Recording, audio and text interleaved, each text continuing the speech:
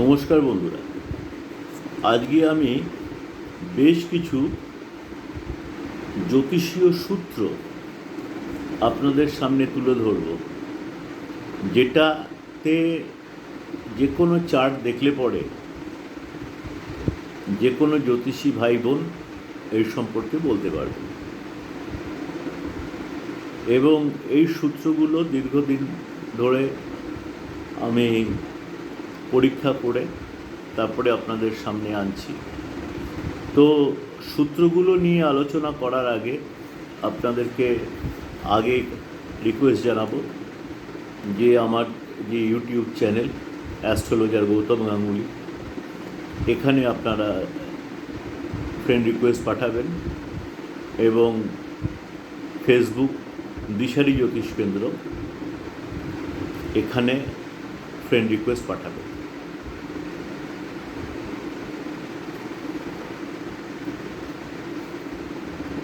চন্দ্রের থেকে মঙ্গল অষ্টম। চন্দ্র হচ্ছে মাতৃকারক এবং মঙ্গল হচ্ছে ভাই বোন এবং জমির কারক। আর অষ্টম ঘরটা হচ্ছে হাউস অফ ডেথ, মানে তার কোনো অস্তিত্ব থাকবে না। চন্দ্রের থেকে মঙ্গল যদি অষ্টমে থাকে তাহলে মার হয় কোনো ভাই বোন নেই, বা একজন মারা গেছে, অথবা ভাই বোনের সঙ্গে কোনো সম্পর্ক নেই, অথবা মা তার ভাগের প্রপার্টি ছেড়ে দিয়েছে।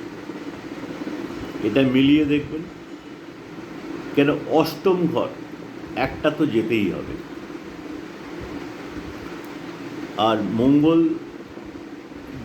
সিবলিংয়ের ঘর, ভাই বোনের ঘর, জমি জায়গার ঘর, আর চন্দ্র আপনার মা।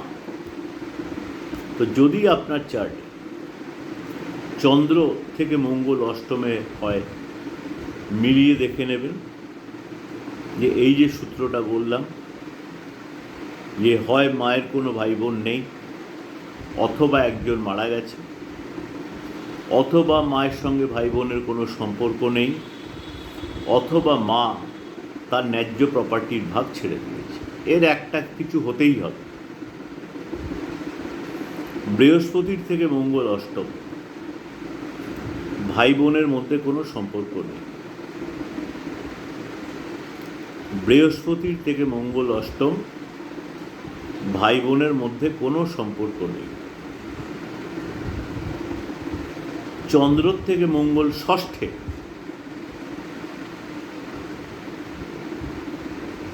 মায়ের ফ্যামিলিতে জমি নিয়ে মামলা। মিলিয়ে দেখে নেবে।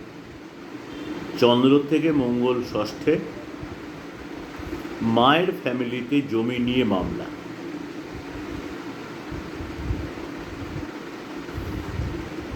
বৃহস্পতি ধরুন কারুর সেকেন্ড হাউসে আছে এবং শুক্র কারুর সেভেন্থ হাউসে আছে, তার মানে বৃহস্পতির রেসপেক্টে শুক্র 6 নম্বর ঘরে আছে। পয়সার জন্য বিয়েতে ঝামেলা, বা বিয়ে হলে সেখানে পয়সা নিয়ে ঝামেলা।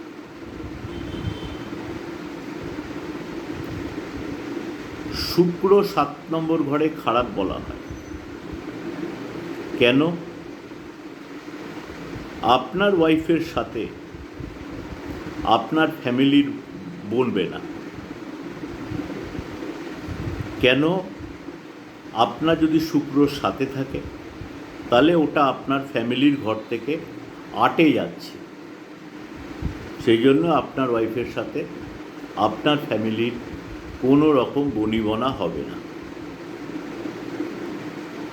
কারুর যদি লগ্নপতি ষষ্ঠে বা অষ্টমে থাকে তাহলে হেলথ প্রবলেম থাকবে।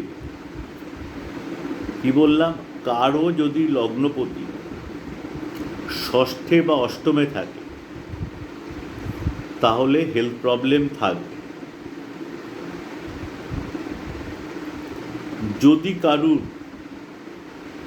শনি থেকে দশমে বৃহস্পতি থাকে, মানে যে ঘরে বসে আছে সেখান থেকে 10 নম্বর ঘরে যদি বৃহস্পতি থাকে, তাহলে সেই ব্যক্তি ধর্মের জন্য কাজ করবে বা ধর্ম রিলেটেড কোনো কাজ করবে বা ধর্ম প্রতিষ্ঠার জন্য কাজ করবে, যদি শনি থেকে দশমে বৃহস্পতি থাকে।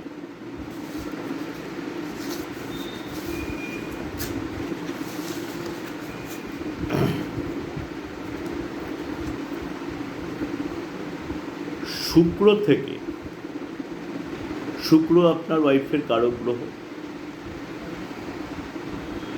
শুক্র থেকে যদি সেকেন্ড হাউসে শনি থাকে,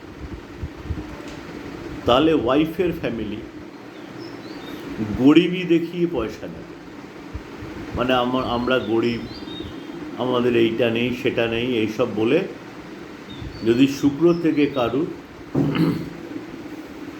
শনি সেকেন্ড হাউসে থাকে, তাহলে ওয়াইফের ফ্যামিলি গরিবই দেখিয়ে পয়সা নেবে। আপনার নিজের যেটা সেকেন্ড হাউস, সেটা হচ্ছে আপনার ধনভাব, এই রিলেটেড বা সেই গ্রহ রিলেটেড বা সেই গ্রহের যে দেব বা দেবী তার রিলেটেড কোনো লোক যদি আপনার কাছে আছে, তাহলে খুব সাবধান। এ কিন্তু আপনার কাছে পয়সা নিতে এসেছে, বুঝিয়ে বলছি। সাপোজ কন্যা লগ্ন বা মেষ লগ্ন, দ্বিতীয় ঘর শুক্রের, মানে ধনভাব হচ্ছে শুক্রের, তার মানে কোনো ব্যক্তি বা শুক্রের দেবীকে মহালক্ষ্মী, আর মহালক্ষ্মীর প্রিয় ফুলকে গোলাপ,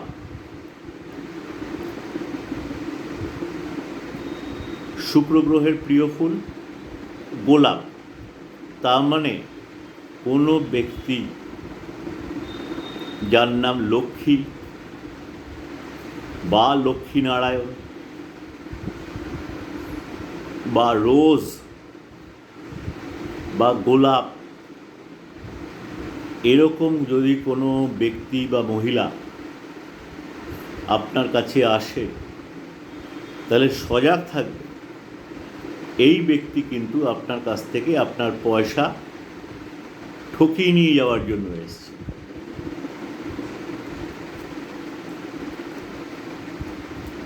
শুক্রের দ্বিতীয় ঘরে যদি চন্দ্র থাকে, তাহলে আপনার ওয়াইফের ফ্যামিলিতে খাবার নিয়ে লড়াই হবে, কে কি খাবে সেই নিয়ে লড়াই, বা কি খাবার হবে সেই নিয়ে লড়াই। শুক্রের দ্বিতীয় ঘরে যদি চন্দ্র থাকে, শুক্রের অপোজিট ঘরে যদি শনি থাকে,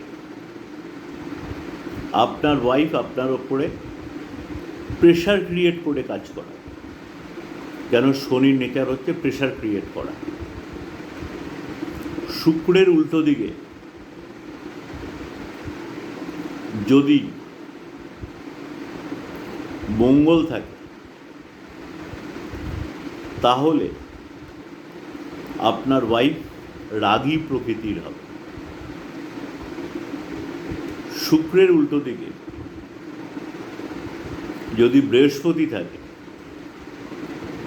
তাহলে আপনার ওয়াইফ ধার্মিক হবে। এবার এমনও হতে পারে যে শুক্রের উল্টো দিকে কোনো গ্রহ নেই, তাহলে যে রাশিটি পড়ছে সেই রাশি সম্পর্কিত গ্রহের নেচার এখানে খাটবে। মানে শুক্রের উল্টো দিকে যদি ধরুন কুম্ভ রাশি বা মকর রাশি, কোনো গ্রহ নেই, কিন্তু যেহেতু ওটা স্যাটার্নের ঘর, কাজেই এই যে শনির যে নেচার প্রেশার ক্রিয়েট করে কাজ করানো, সেই নেচারটা কিন্তু আপনার ওয়াইফের মধ্যে থাকবে। শুক্র যদি কারুর 10 নম্বরে থাকে, তাহলে পড়ার খরচ কোনো কাজে আসবে না। মানে সেই ব্যক্তি যে সাবজেক্ট নিয়ে পড়াশোনা করছে, যার পেছনে তার বাবা মায়ের পয়সা খরচা হচ্ছে, তাহলে সেই পড়াশোনার খরচটা কোনো কাজে আসবে না।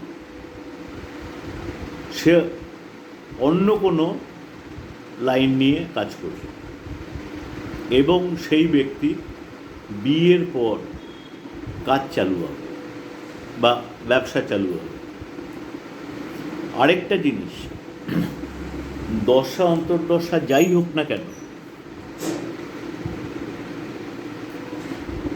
জৈমিনী সূত্র বলছে যে এই এক ব্যক্তির বা যে কোনো ব্যক্তির 36 থেকে 42-এর মধ্যে প্রথম শনি অ্যাক্টিভেট হয় এবং এই সময় লোকেরা ভুলভাল কাজ করে। এইটাও কিন্তু আমি মিলিয়ে দেখেছি অনেকের ক্ষেত্রে ঘটতে, বা আমার নিজের ক্ষেত্রেও সেই জিনিসটা হয়েছে।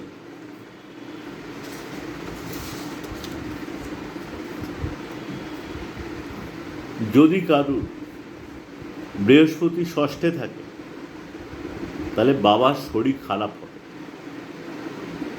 এবং বেশিরভাগ ক্ষেত্রেই বাবা রোগে ভুগে মারা যাবে, অনেক দিন রোগে ভুগে মারা যাবে যদি কারুর বৃহস্পতি ষষ্ঠে থাকে। কেতু যদি ষষ্ঠে থাকে, তাহলে অন্য ধর্মের কোনো ব্যক্তির ছবি,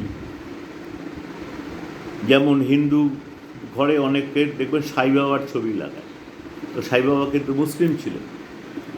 এরকম কেতু যদি কারু ষষ্ঠে থাকে, তাহলে অন্য ধর্মের ব্যক্তির ছবি কিন্তু তার বাড়িতে থাকবে।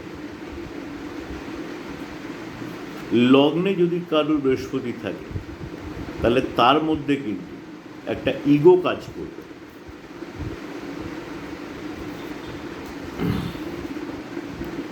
কারুর যদি দীর্ঘকালীন ধরে ভাগ্য খারাপ যাচ্ছে, তাহলে ভাগ্য উদয় করতে গেলে বৃহস্পতি ভালো করতে হবে। বৃহস্পতি ভালো করতে গেলে যদি আপনার চার্ট কাজ পারমিট করে, পোকরাজ বা সিট্রিন বা টোপাজ করতে পারেন। আর যদি চার্টে বৃহস্পতি স্টোন পড়া পারমিট না করে, আপনি ইচ্ছা করলে এই এরকম হলুদ রঙের শার্ট পরতে পারেন এবং রেগুলার কোনো মন্দিরে যেতে পারেন, কেন বৃহস্পতি থাকে মন্দিরে। আর কপালে কেশরের তিলক লাগাতে পারেন রোজ দুবেলা, বৃহস্পতিকে যদি বলিয়ান করতে চান। বৃহস্পতির থেকে অষ্টমে যদি মঙ্গল থাকে, মানে যে ঘরে বৃহস্পতি থাকবে ওখান থেকে গুনবেন অষ্টম ঘর কোনটা। মানে বৃহস্পতি যদি দ্বিতীয় থাকে, তাহলে ওখান থেকে অষ্টম ঘর কিন্তু 10 নম্বর ঘরটা, ওখানে যদি মঙ্গল থাকে, তাহলে কিন্তু বাজে বন্ধু দেবে বা বাজে বন্ধুবান্ধবের সঙ্গত করবে যদি বৃহস্পতির থেকে মঙ্গল অষ্টমে থাকে। বৃহস্পতির থেকে অষ্টমে যদি রাহু থাকে, তাহলে কিন্তু ঠাকুরদার পরিবার ভালো থাকবে না, যদি বৃহস্পতির থেকে রাহু অষ্টমে থাকে। কারুর যদি বৃহস্পতির 5 নম্বর ঘরে থাকে, এটা বৃহস্পতির খুব ভালো পজিশন। সেই ব্যক্তি আগেকার দিনে বলা হতো রাজপুরোহিত হবে, এখনকার দিনে গভর্নমেন্ট স্কুল টিচার। 2 নম্বর ঘর বা 9 নম্বর ঘরে গ্রহদের মধ্যে কিন্তু কোনো রকম এনার্জি ম্যাচ করে না। কাজেই যদি 2 নম্বর ঘরে থাকা কোনো গ্রহের দশা তার সঙ্গে 9 নম্বর ঘরের গ্রহের অন্তর্দশা চলে, সেই সময়টা ভালো যাবে না। এর উল্টোটাও হতে পারে, 9 নম্বর ঘরে থাকা গ্রহের দশা এবং 2 নম্বর ঘরে যে গ্রহটা আছে তার অন্তর্দশা ভালো যাবে না।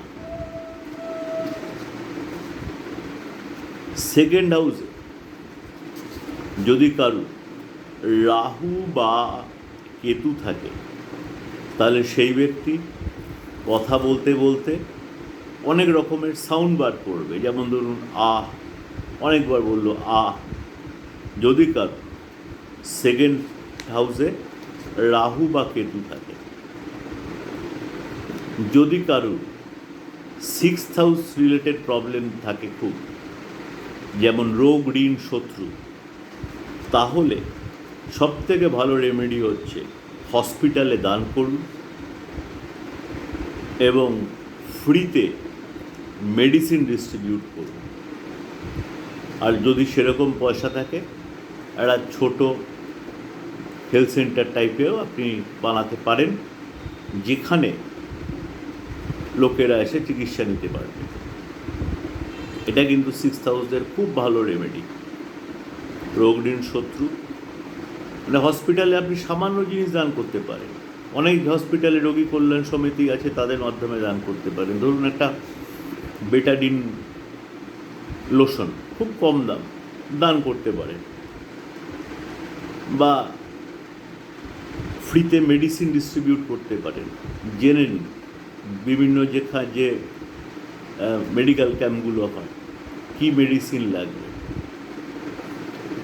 যদি কারোর ধরুন লাংস রিলেটেড প্রবলেম থাকে, আপনি লাংস রিলেটেড ওষুধ দান করুন। কারো লিভার রিলেটেড প্রবলেম আছে, লিভার রিলেটেড ওষুধ দান করুন। এটা কিন্তু খুব ভালো রেমেডি। নমস্কার। এবং ভবিষ্যতে আরও এই ধরনের বিশেষ বিশেষ সূত্র নিয়ে আপনাদের কাছে উপস্থিত হব। বিদায়।